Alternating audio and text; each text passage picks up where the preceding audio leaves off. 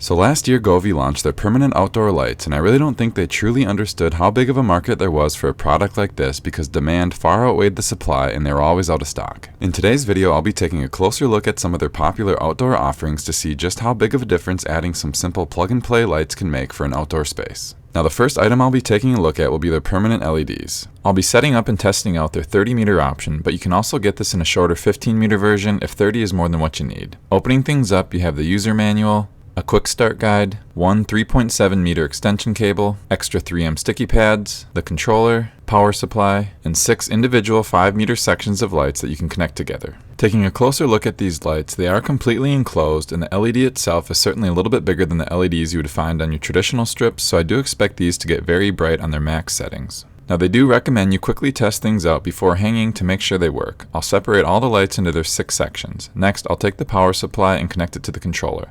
Then just go ahead and begin adding your lights one after the other. I'll bring it up closer here so you can see how the connection process works, which allows things to be watertight. And I'll quickly mention that if you need to jump an area of your house that doesn't need lights, the 3.7 meter / 12-foot extension cable is connected the same way that you would the light strips. Once everything is connected, go ahead and plug it in to make sure all the lights are functioning.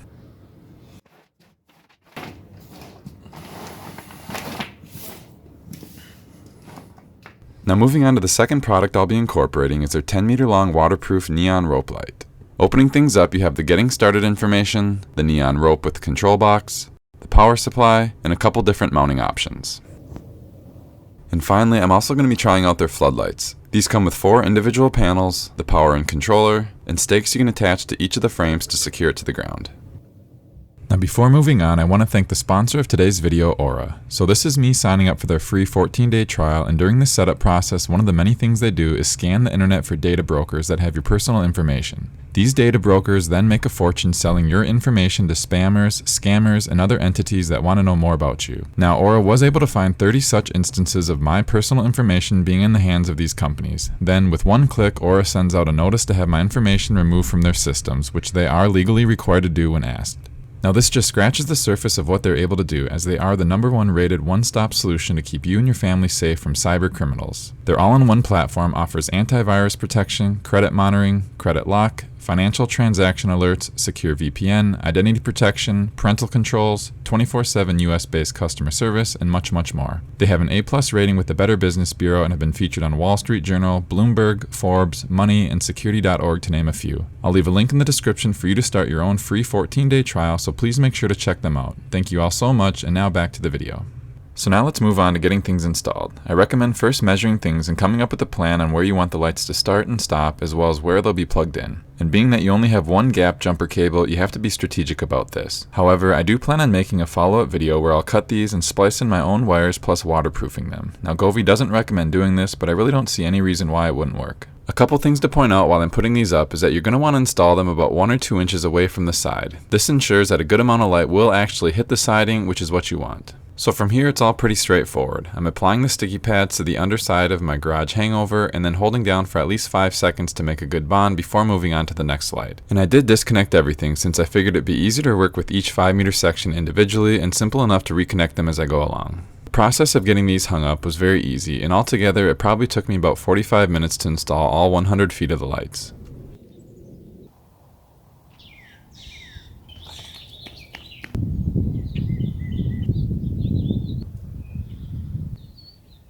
And right here is where I ended up using the one gap jumper that they included with the kit. So this was about 4 months ago, and I wanted to hold off filming the rest because I knew my wife wanted a small deck off to the right side of the stairs, which I wanted to get done first in order to have more options to place the other lights. Fast forward to 2 weeks ago and I finally got around to building that deck, and as you can see, it's quite the transformation. I did end up making a video of the entire process, so make sure to check that out if you're interested. The first thing I'm going to do is install the neon rope lights. I'm going to use the white clips that they come with, and even though I could screw these directly into the wood, for now I'm going to see how things hold up with just using the sticky pads. My idea is to put the rope lights on the bottom of the boards pointing down so the colors will really pop against the white trim, and being that this product is 10 meters long, I should be able to wrap it around the entire perimeter while hiding the power supply behind the side of the house over here. Next, I'll be setting up the floodlights, and I'm not really sure where the best place to put these are, but for now, I'm going to use them to provide some uplighting on some of the bushes over here as well as the tree. And these are about as easy as it gets to install, as you can just shove them into the dirt using the ground stakes that they came with. And finally, since I do have a little bit of an overhang above the deck, it'll provide enough protection from the rain to allow me to use a couple of their indoor products. This one is their small desk light, and over here I'll be using their Lyra floor lamp. Next, you can fire up their app, and once you have everything connected, there's a couple different ways you can go about controlling the lights. Right here, under Devices, you can individually access each product, but more than likely, you might want to control them all at once, so I'll show you two different options you have for that. First is to click on Home near the top left, then scroll down and click on Group, select Add near the top, Basic Group Control, give it a name, and then I can add all the different devices that I have outside.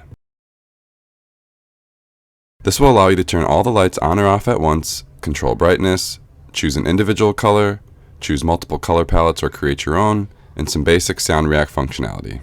Now the second option you have is to go back to Home and this time click on Dream View, then Add, scroll over and select Scenic, Create, and again select all the lights you want to have synced up together. This is going to allow you to choose from different preset animations that all the lights will be synced to, and in my opinion, this gives off the biggest wow factor. So from here, I'm going to roll the final pictures and videos, but I'll also go over examples of the app functionality in action, so make sure to watch until the end in case you're interested in seeing how this all ties together.